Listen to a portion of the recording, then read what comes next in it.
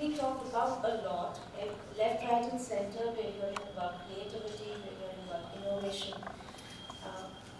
But today, I'd like your help in examining how far creativity plays its role in not only setting up a business but also running a business.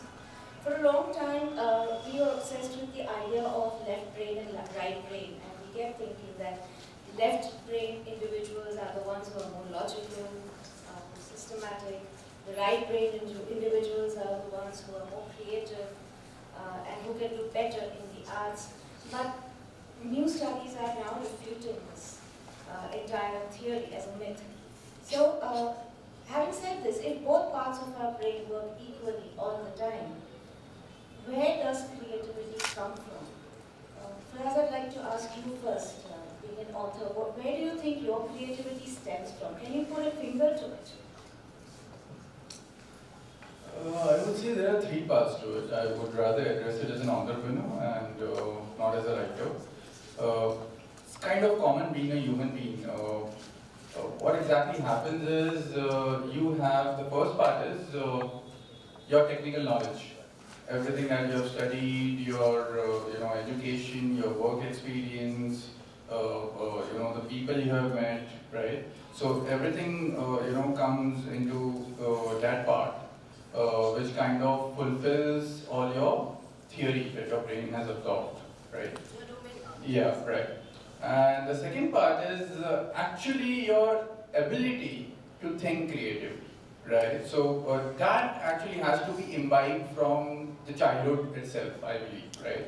So in my case, I guess that has been done because I started reading at a very early age, which I believe is a very strong input for an individual if they want to think in a lateral manner, right? So I started reading around when I was 5, right? And ultimately, because I was so engrossed into books, writing came naturally to me later on, 2-3 years later.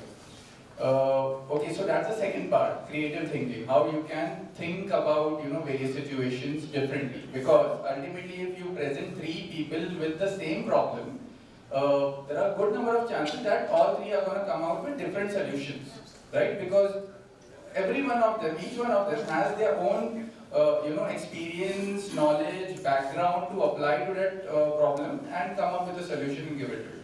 Right? The third part is the motivation. Especially when you're talking about entrepreneurs or even writers like me, right? Ultimately, what really differentiates between a dreamer and a visionary is simply motivation, right? So if it was just about ideas, each one of us can come up with 10 different ideas for businesses, right? We can study, we can research, we can apply, whatever limited knowledge we have, and we can come up with an idea. But what really takes that idea ahead is the motivation to realize that idea, right? So today, even when I have an idea for a book, right, I have 10 different ideas going on in my brain. I won't work on all 10 of those simultaneously. I will pick and choose. I will, relate to what I can do better justice to and apply. Similarly in business, right, if there is an idea which I can completely back, right, and I am motivated to, kind of see the fruition of it, right, then there's nothing like it. So all these 3 factors, I believe, come together and really bring out a person's creativity, right? Thank you, Firaz. Dr. Nitin, I'd like to ask you the same question. You head the School of Liberal Studies, and I think you are one of the first institutions in Ahmedabad to address liberal studies, and you're doing a great job there. So, what does your observation, working with students, giving them the kind of platforms that you give them, the multidisciplinary approaches that you take, what is your observation about how creativity stems forth? I would want to believe that creativity is innate. Of course, you can cultivate creativity by playing with an idea a little longer. So each one of us is bestowed with the ability to perceive the ordinary and the extraordinary. The demarcation line where the real creativity would start would be to to pursue the extraordinary in the ordinary and to pursue the ordinary in the extraordinary. Very well said. So, I'm also incidentally a poet. So just to give you the example of how creativity comes to you in a flash. I was in Delhi and I was at Ashoka Road. There's a hotel called Royal Plaza and I was just looking outside and the Delhi traffic, you know, those were the days where there was a deadly smog in Delhi also. So I thought about the way the people were moving on the road and suddenly it came out of nowhere. And I just wrote a couplet in Gujarati because this is Ahmedabad Gujarati Literature Festival, so I thought I should also speak something in Gujarati. So it immediately occurred to me, Raftar Bharela Jeevan Ma, અહીં કોણ કોને રસ્તો ચીંધે, અહીં તો માણસ જ માણસના સપના વિંધે. Now, how this came, I also became very happy. So what he was saying, I would slightly put it in a different word. There are 3 layers of our mind. The psychology says the attention control network. So for example, right now I'm answering your question. So my total attention is on what question you are asking. So my entire focus is on that. Another one is imagination network. And the third one is attention flexibility network. So the code switching, जैसे हम Gujarati Hindi English में बात करते हैं, वैसे the code switching between the attention control network and the attention flexibility network, if that comes, I think it can be both. Creativity can be informed also and creativity can be cultivated also. So that's what we have seen. I mean, my students are there and it's always very good to be introduced by the students. So students are wonderful, you just need to provide them some room, some creativity and non-judgmental atmosphere. That's all. Thank you. Thank you. I think I absolutely agree with what you said because the shifting between one network to another, as you mentioned, it becomes such a part of your subconscious that it happens without realization. In fact, so many studies now show that what we call gut feeling is also nothing but a series of systematic assessments of options, evaluation of options based on criteria that happens in your brain, but it happens so fast and at such a subconscious level that you end up calling it as a gut feel, right? Mr. Agarwal, my next question is for you. We all know that creativity is crucial when you want to come up with a new product idea or set up a new business, especially now that we're talking so much about startups and we're encouraging kids as young as 7th graders to start thinking about entrepreneurship. That is something that all of us understand. But as a very successful entrepreneur yourself, what would you say is the role of creativity in taking the business forward or even on a day-to-day basis?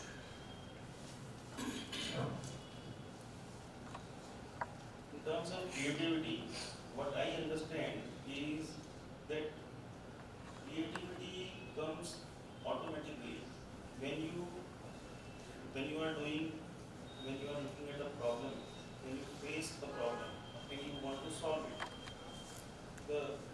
Even the startups get started just because they have better solution to whatever problem they have encountered. Very true. It's basically filling the gap, Yeah, right? filling the gap. So you just take an example of this Uber or Zomato or Right.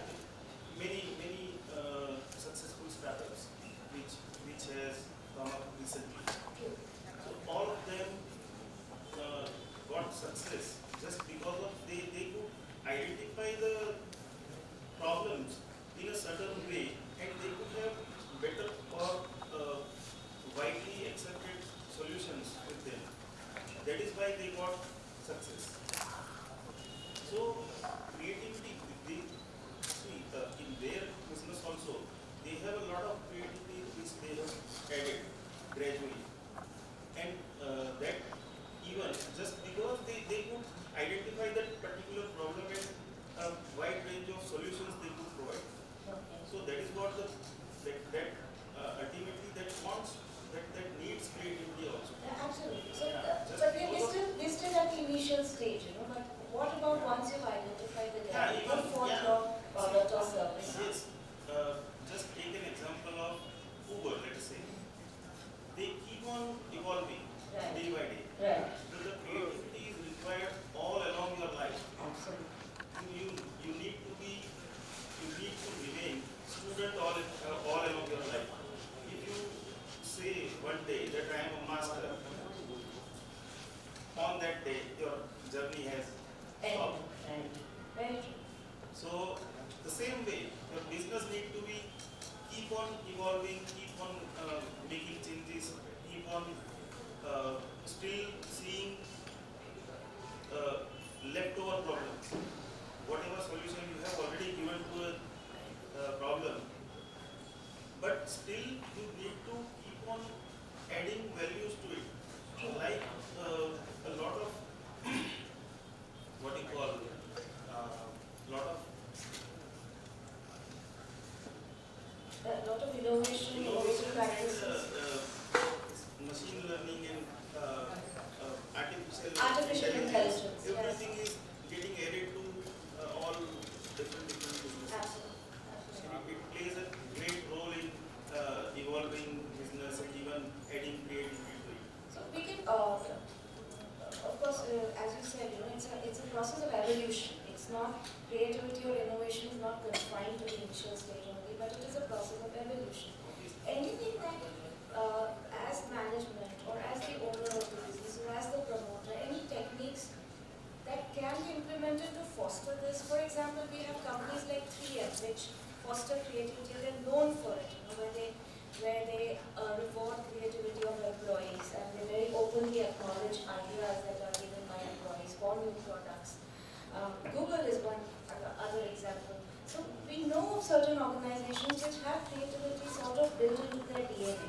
But as entrepreneurs yourself, what do you think could be those little techniques or practices, business practices, that could help the business to stay creative and not just at the initial stage? I definitely don't think that creativity can be contained or given a particular shape and dimension, because each person has a different way of thinking, and each person, as I said, comes up with different solutions when presented with the same problem. However, at an organization scale, what you can do is you can definitely have set processes, right? Having an open door policy wherein people can, anyone and everyone can come up with ideas. So being an agency guy, right?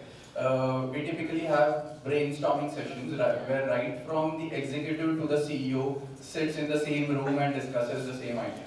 Right, so now your MBA will detail out the Delphi method or Oracle method and whatnot. That what you want to finally go ahead with is up to you, right? Ultimately, when you are in the room, what really works best is the synergy of the people inside, right?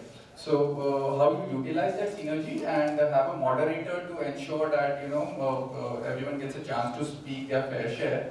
And ultimately, how you can, gather all the ideas that come out and then make them work as a cumulative whole. That's one thing that agencies are doing. Apart from this, there are a lot of times, we agency guys definitely don't get that much of time because we are pitching left, right, and center mostly for businesses. But I had set a rule wherein all my executives were supposed to come up with fresh ideas. So once every week. So just take any client, not necessarily that we are serving that account.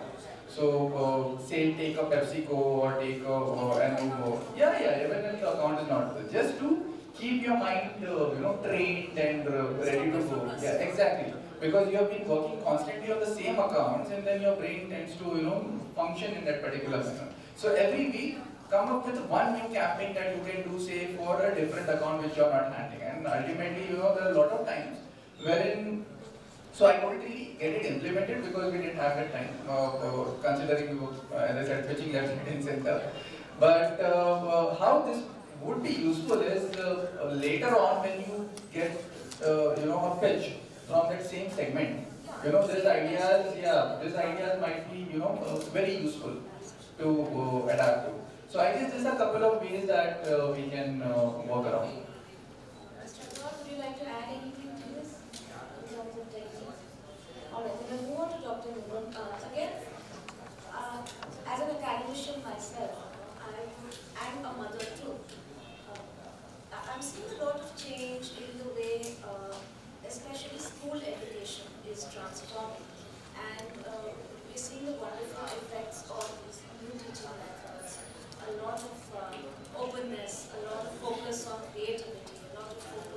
skills rather than concepts.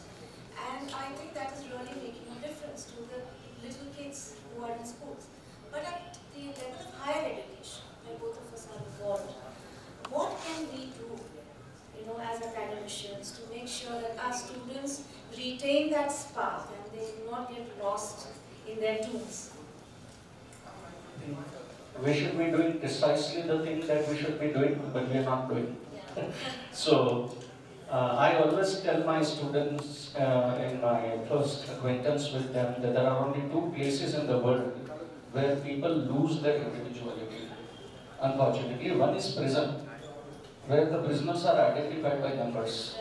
And the second one is college, where the students are identified by either the roll numbers or the CPI. In fact, even the architecture of education institutions resembles that of prisons the most. True. Unfortunately.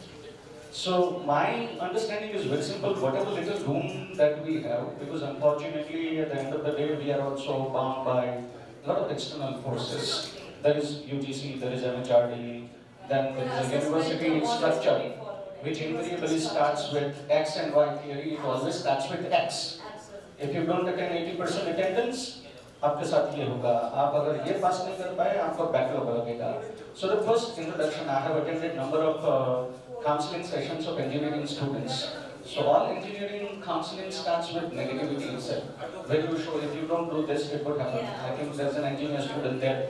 So whatever little room we have, if you can tap into the passion of student, identifying the student personally with a name.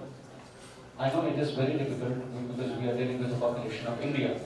And higher education and particularly privatization is bringing a lot of stakeholders inside the class.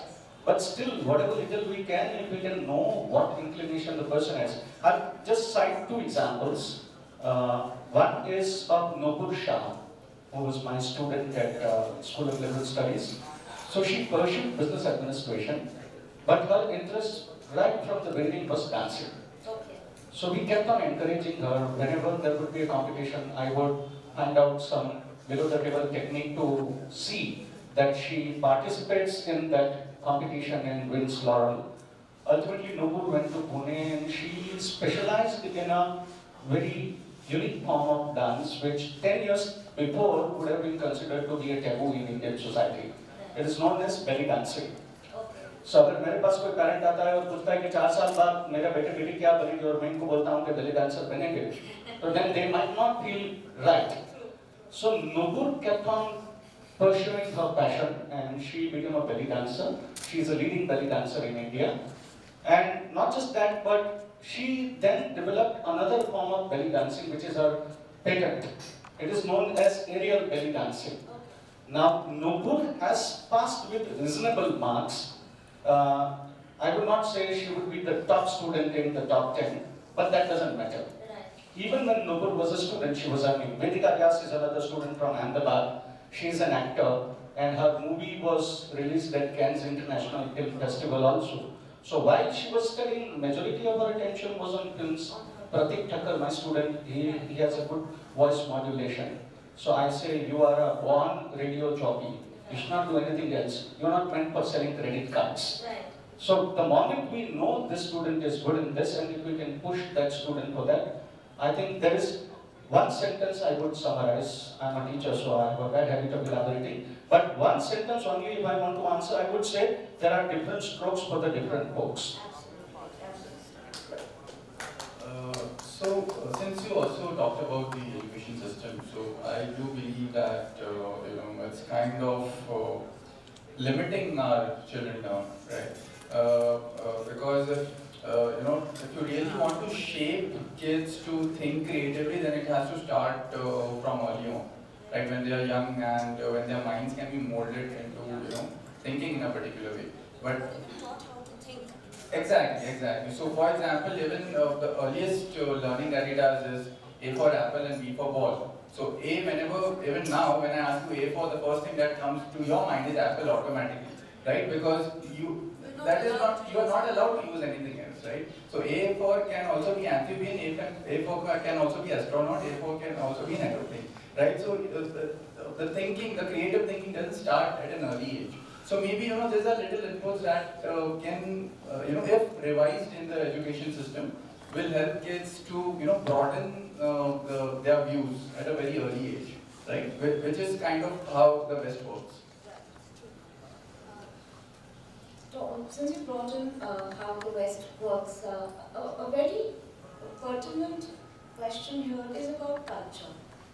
As Dr. Nigam mentioned, if a parent were to be told that after 4 years her daughter would become a belly dancer, the kind of reaction that you would get at the time of that admission counseling, I can only imagine being an academician myself.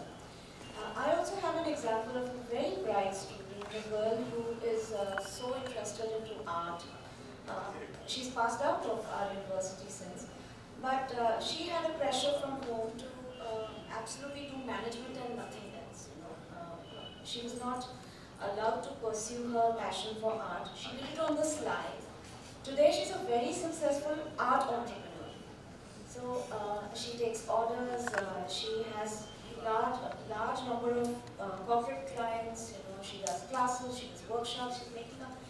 She's making good money, much more than what she would have made were she to take up a traditional placement selling insurance and credit cards like her other batchmates.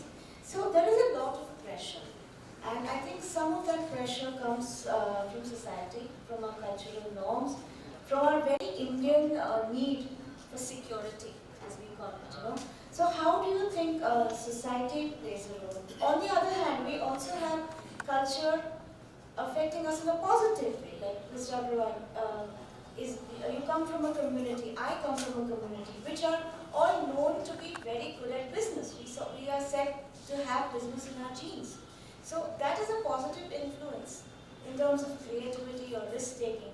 Whereas at the same time, we have this very strong focus on being secure, taking up an occupation that will provide, the standard terms that are used. So how do you see society and culture influencing our children and our budding entrepreneurs when it comes to practicing their creativity?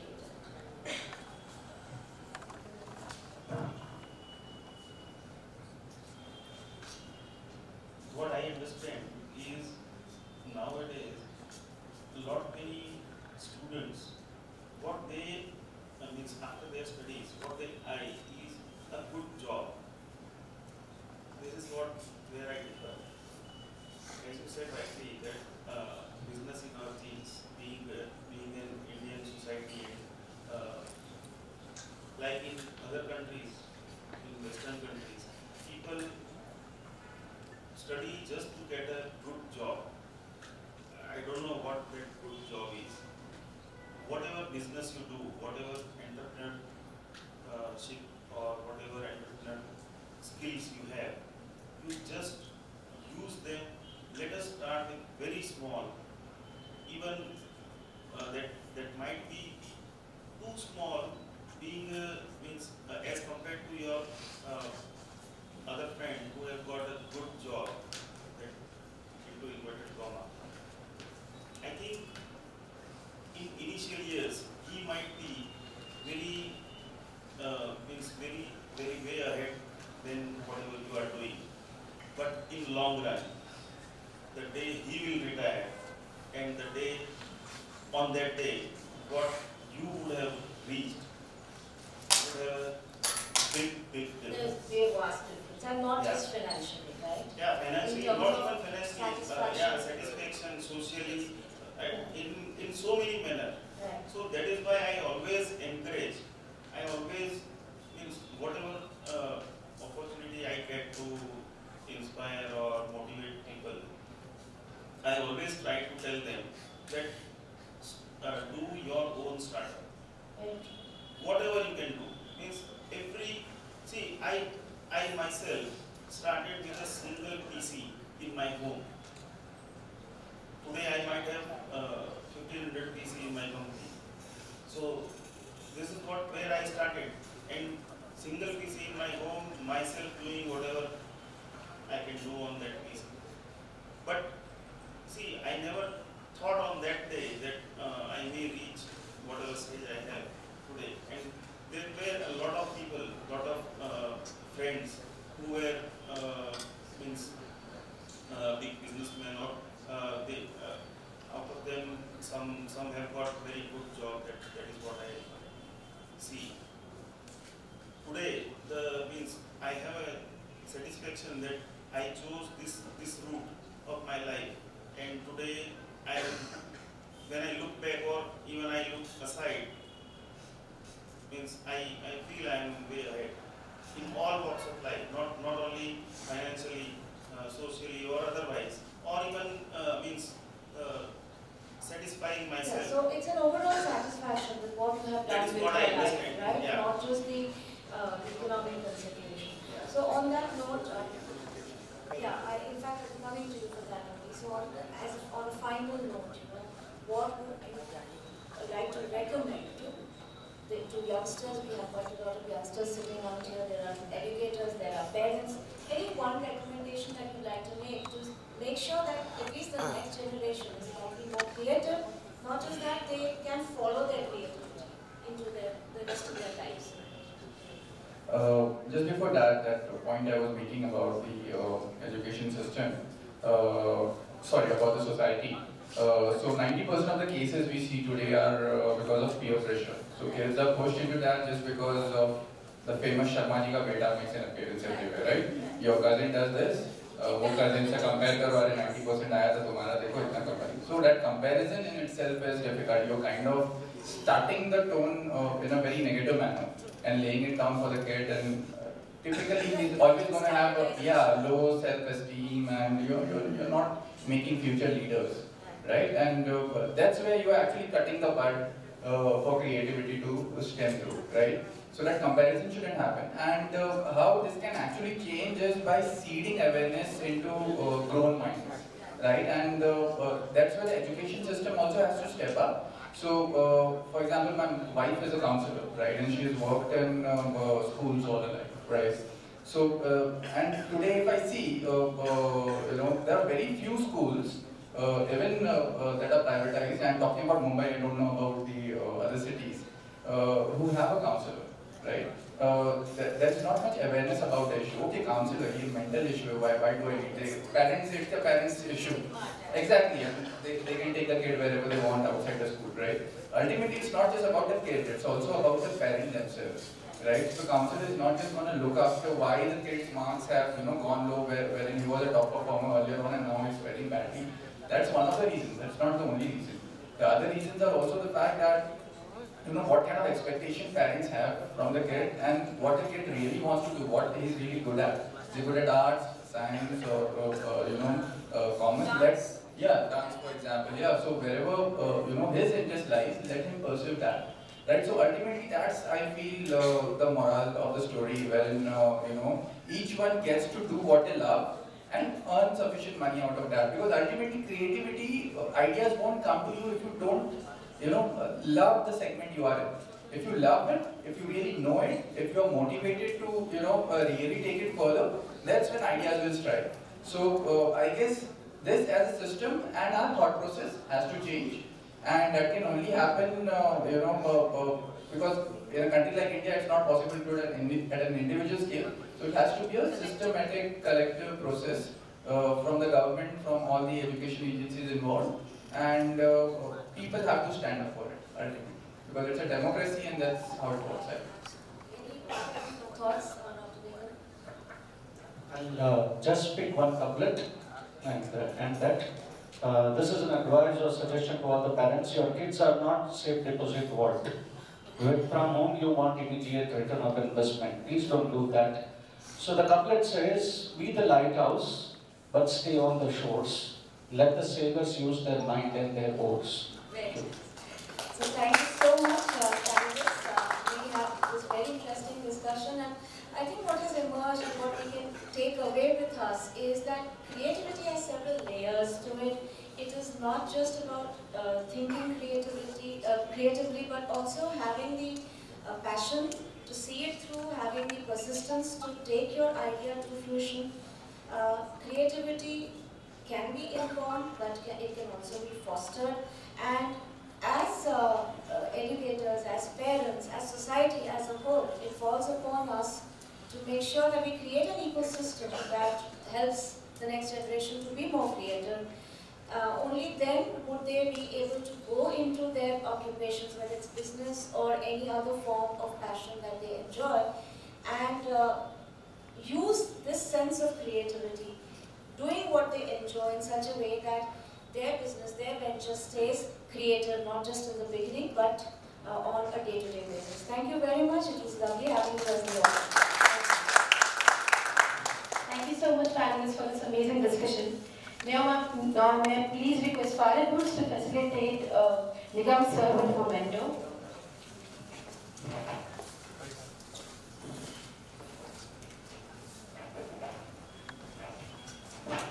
He's one of the students of SLS PDPU.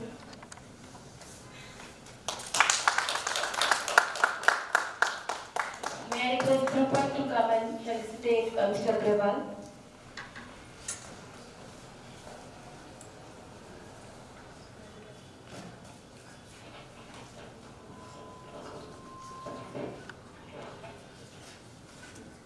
He also is a student of SLS PDPU.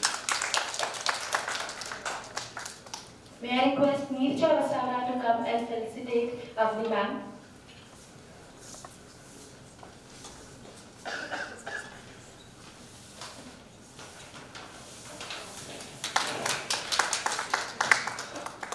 And may I request Harshit to come and felicitate Mr. Kazi.